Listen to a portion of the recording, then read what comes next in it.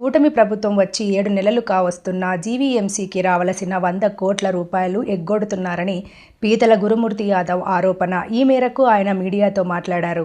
చేయొచ్చని చెప్పి కూడా ఆగ మేఘాల మీద జీవీఎంసీలో ఉన్నటువంటి టౌన్ ప్లానింగ్ ఉన్నతాధికారుల మీద ఒత్తిళ్లు తీసుకొచ్చి బలవంతంగా సంతకాలు పెట్టించి ఒకే భూమితో పాటు ఆక్రమణదారులు టీడీఆర్లు ఇవ్వడం అనేది రాష్ట్ర చరిత్రలో ఎక్కడైనా ఉందా? అంటే టీడీఆర్ల కుంభకోణం ఏ విధంగా జరుగుతూ ఉందో దీన్ని బట్టి అర్థం చేసుకోవచ్చు. సాక్షాత్తు 7 ఎకరాలు సింహాచలం దేవస్థానానికి జీవీఎంసీ భూమి ఇస్తే బీఆర్టీఎస్ రోడ్డు కోసం మొన్న వేసినటువంటి టీడీఆర్లు 2 ఎకరాల 76 సెంట్లు. అంటే ప్రపోర్షనేట్ గా యాజమాన్య హక్కులు కలిగినటువంటి సింహాచలం దేవస్థానం భూమికి మనం భూమి ఇచ్చేసాం.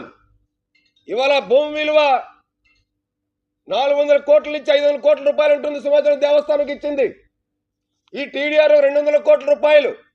ఇంకా టీడీఆర్లు సర్టిఫికెట్లు మంజూరు చేయమని ఇంకొక 180 మంది ఇవాళ అవి ఇచ్చేయండి అని చెప్పి అధికారుల మీద ఒత్తిళ్లు పెడతా ఉన్నారు. అంటే రాష్ట్ర ప్రభుత్వ అధికారుల్ని వీళ్ళు తప్పుత్రోవ పట్టిస్తున్నారు. జీవీఎంసీ ఉన్నతాధికారులు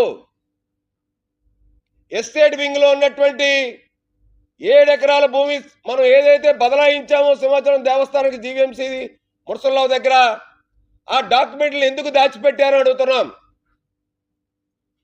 ఇవన్నీ ఒక ఎత్తు. నాలా పన్ను ఒక్క విశాఖ జిల్లాలోనే 1000 కోట్ల రూపాయలు పైగా నాలా బకాయిలు ఉన్నాయి. నాలా బకాయిలు ఉండడానికి గల కారణం రెవెన్యూ అధికారులతో పాటు జీవీఎంసీ రెవెన్యూ అధికారులు, జీవీఎంసీ టౌన్ ప్లానింగ్ అధికారులు లక్షల రూపాయలు ముడుపులు తీసుకొని ఒక వ్యవసాయ భూమిని వ్యవసాయేతర భూమి కింద కన్వర్ట్ చేయాలంటే, గజాల్లోకి మార్చాలంటే సెంట్లలో ఎకరాల్లో ఉన్నది ఖచ్చితంగా నాలా చెల్లించిన తర్వాతే, 1 టైం కన్వర్షన్ చేసిన తర్వాతే అప్పుడు జీవీఎంసీ రెవెన్యూ అధికారులు ఖాళీ స్థలం పన్ను వేయాలి. అప్పుడే ప్లాన్ అప్రూవల్ పెట్టుకోవడానికి వాళ్ళు అర్హులు అవుతారు.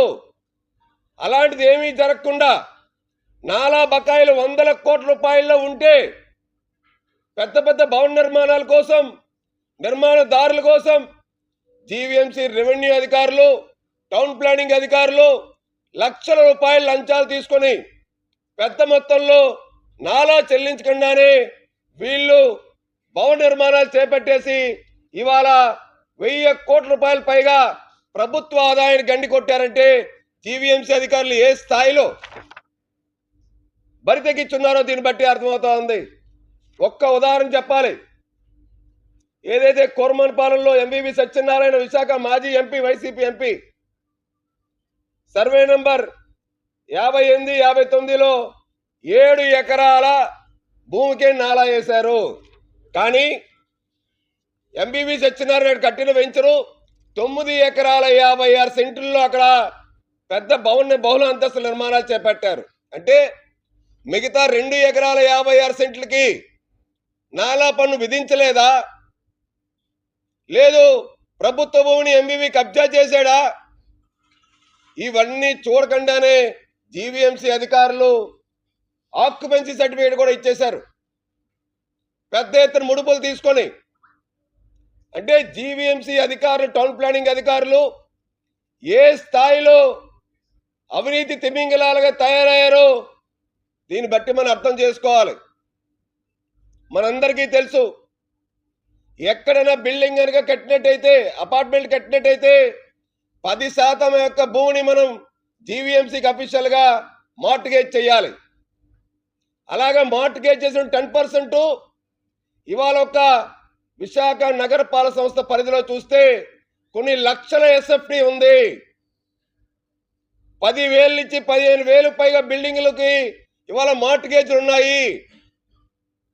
ఇన్ని లక్షల ఎస్ఎఫ్టీ ఏదైతే జీవీఎంసీకి తాకట్లో ఉన్నాయో అవి ఎందుకు జీవీఎంసీ అధికారులు స్వాధీనపరచుకోవట్లేదు? అవి స్వాధీనపరచుకున్నట్టయితే మనం జీవీఎంసీకి భారీగా కొన్ని 100 కోట్ల రూపాయల ఆదాయం సమకూర్చుకోవచ్చు కదా. స్టార్టప్ ఐటీ కంపెనీలు ఏదైతే చంద్రబాబు నాయుడు గారు, పవన్ కళ్యాణ్ గారు ఇవాళ ఈ నగరంలో స్టార్టప్ కంపెనీలు తీసుకురావాలని చెప్పి తపన పడుతూ ఉన్నారు, వాటిని వినియోగించవచ్చు కదా. తాకట్టు ఏమిచ్చి జీవీఎంసీకి ఉన్నాయి, అనుభవించేది ఏమిచ్చి అనుభవంలో ఉన్న వాళ్ళు నుంచి అక్రమదారులు, బిల్డర్లు, జీవీఎంసీ అధికారులు, టౌన్ ప్లానింగ్ అధికారులు ఎందుకు ఇన్ని లక్షల ఎస్ఎఫ్టీ ఏదైతే జీవీఎంసీకి తాకట్లో ఉన్నాయో ఆక్యుపెన్సీ సర్టిఫికెట్లు లేకుండా అవి ఎందుకు స్వాధీనపరచుకోవట్లేదని చెప్పి మేము అడుగుతా ఉన్నాం. అంతేకాదు నాలా పన్ను చెల్లించకుండా, భవన నిర్మాణాలు సక్రమంగా ప్లాన్ ప్రకారం నిర్మించకుండా ఉన్న వాటికి టౌన్ ప్లానింగ్ అధికారులు లక్షల రూపాయల ముడుపులు తీసుకొని ఏదైతే ఎంబీవీకి ఇచ్చేశారో అలాగే అదే మాదిరిగా వీళ్ళు ఆక్యుపెన్సీ సర్టిఫికెట్లు ఇచ్చేశారు. అంటే అవినీతి ఏ స్థాయికి పెరిగిపోయిందో దీన్ని బట్టి అర్థం చేసుకోవాలి. మీ అందరికీ తెలుసు, జీవీఎంసీ పాలక మండలి ఏర్పడిన వెంటనే షాప్ రూమ్లు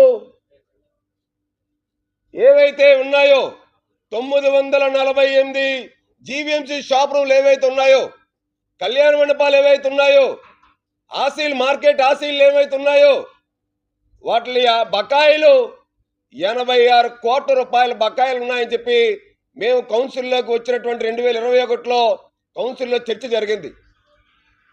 దాని మీద ఒక కమిటీ వేశారు.